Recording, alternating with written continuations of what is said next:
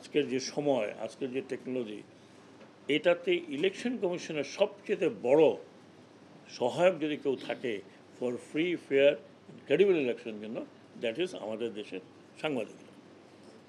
ভালো হোক, মন্দ হোক, কম জ্ঞান সম্পন্ন হোক, যেটাই হোক, these are the eyes and years of election commission.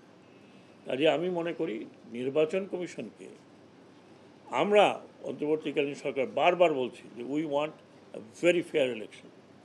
আমাদের এতে কোনো স্টেক নাই, আমাদের কোনো পার্টি নাই, আমরা কোনো পার্টিকে পৃষ্ঠপোষকতা করি না, করবো না।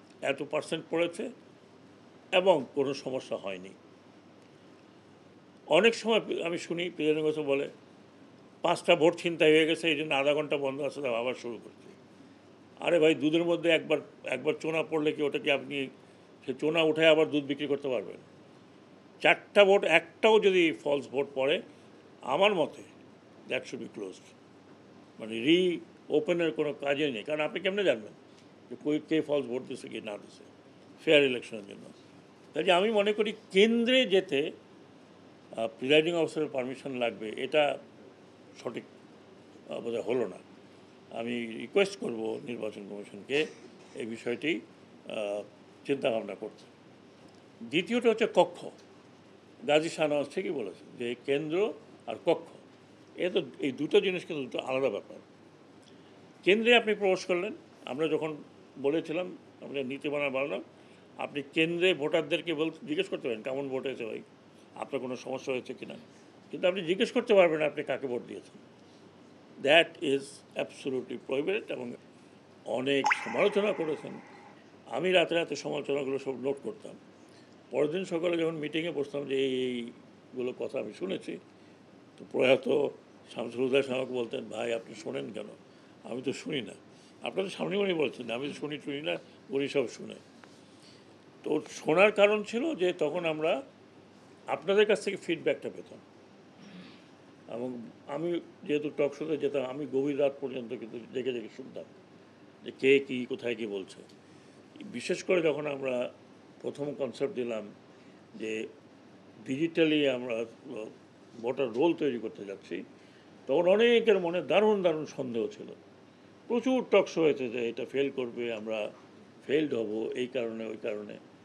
তো ধৈর্য দরকারে শুনতাম, নোট করে নিতাম যে কে কী বলছে এবং সেগুলোকে রেকটিফাই করার চেষ্টা করতাম।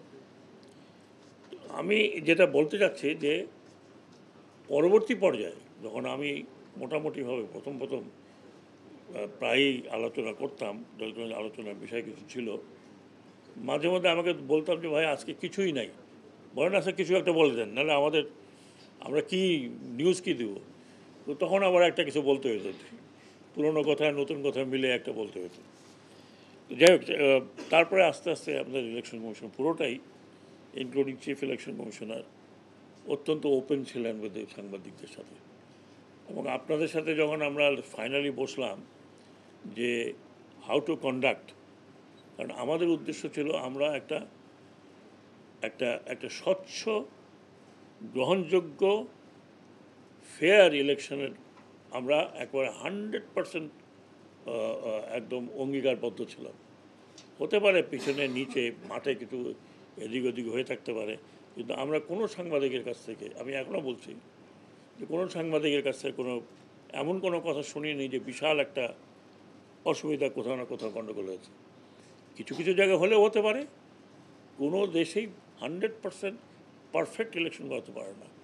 তো আমরা যখন বলি free fair and credible election, আমরা যখন ফ্রি বলি, ফ্রি মানে হচ্ছে যে ভোটাররা যাতে নিজ ইচ্ছায় ফ্রিলি তারা ভোট কেন্দ্রে আসবে, ভোট কক্ষে যাবে, যেখানে ভোট দেওয়া সেখানে ভোট দিবে এবং এবং নিরাপদে ফিরে আসবে, বাড়িতে ফিরে আসবে।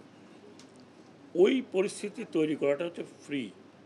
ফেয়ার আমরা বলবো যে আমি যেখানে ভোট দিয়েছি সেই ভোটটা সেখানে কাউন্ট হচ্ছে, দ্যাটস ফেয়ার। ক্রেডিবল কার কাছে?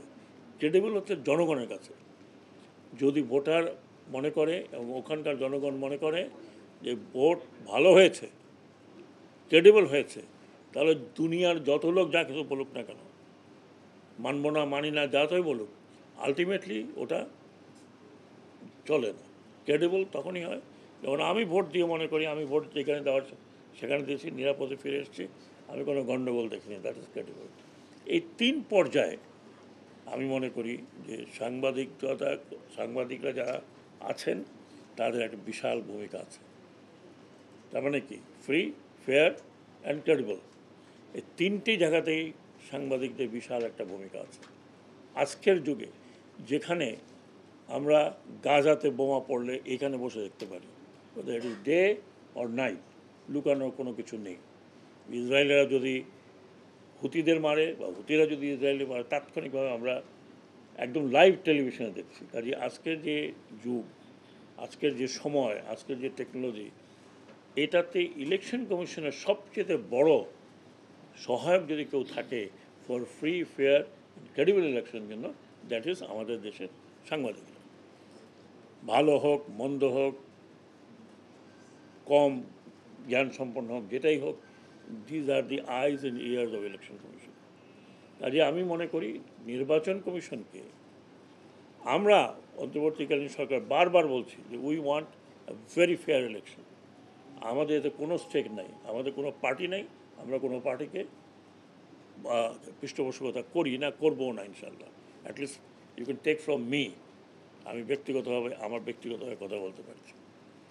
তো আমরা একটা ফ্রি অ্যান্ড ফেয়ার ইলেকশন দিতে চাই, এটা অঙ্গীকার অন্তর্বর্তীকালীন সরকারের। ভালো হোক, মন্দ হোক, আমরা যাই থাকি না কেন, we want to tell people যে বাংলাদেশে একটা একটা একটা ফ্রি অ্যান্ড ফেয়ার সমাজের সূচনা হবে একটা ভালো নির্বাচন দিয়ে।